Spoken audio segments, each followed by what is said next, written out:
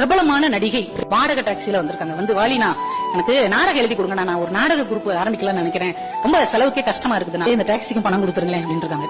பணம் கொடுத்துட்டு அந்த அம்மாவை அனுப்பிட்டு கொஞ்ச நேரம் அப்படியே நின்றுக்கிறார். ஏன்னா அந்த அம்மா ஒரு காலத்துல தமிழ் சினிமாவால் கொண்டாடப்பட்ட ஒரு மிகப்பெரிய நடிகை, வந்தவங்களுக்கு எல்லாம் வாரி வாரி கொடுத்த பெரும் பணக்காரி. அப்படியே அதிர்ந்து போய் நின்றுருக்காரு.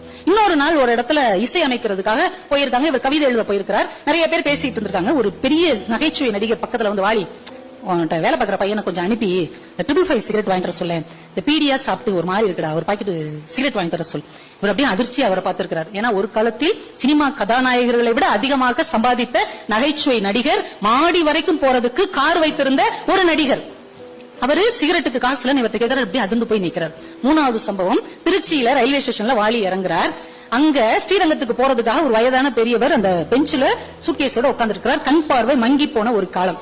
அவரை பார்த்தோன்னே இவருக்கு அடையாளம் தெரியுது. அவர் காலை தொட்டு கும்பிட்டு, ஐயா நல்லா இருக்கீங்களா, நான் கவிஞர் வாலி. அப்படியே கையை தடவி பிடிச்சிக்கிட்டு, நீயாப்பா நல்ல பாட்டு எழுதுறப்பா, நல்லா இருக்கியாப்பான்னு கேட்கிறார். நல்லா இருக்கேன் நல்லா இருக்கேன்ட்டு இவரை எங்க போகணுமோ அனுப்பி விட்டுட்டு இவர் அந்த பெஞ்சிலே அதிர்ந்து போய் உட்கார்ந்திருந்தாராம். ஏன்னா அதே ரயில்வே ஸ்டேஷன்ல அந்த மனிதர் ஒரு காலத்தில் சூப்பர் ஸ்டாராக இருந்த போது அந்த ரயில் அவர் வந்தார்னா 10 நிமிஷம் ரயில நகர்த்த முடியாத அளவுக்கு ரசிகர்களும் ரசிகைகளும் வந்து அவ்வளவு கூட்டமா மொய்ப்பார்கள். இன்னைக்கு அதே ஸ்டேஷன் அந்த மனுஷர் உட்கார்ந்து இருக்கிறாரு. அவர் யாருக்கும் அடையாளம் தெரியவில்லை, அவராலும் யாரையும் பார்க்க முடியவில்லை. அவர் தான் எம்.கே. தியாகராஜ பாகவதர். டாக்ஸி வந்தம்மா நம்ம சாவித்திரி அம்மா, சிகரெட் கேட்டவங்க சந்திர பாபு அவர்கள்.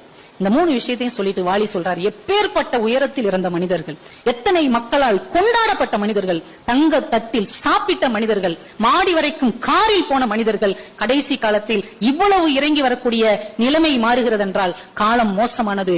எனக்கு நானே சொல்லிக் கொண்டேன், அடக்கமாகும் வரை அடக்கமாக இரு.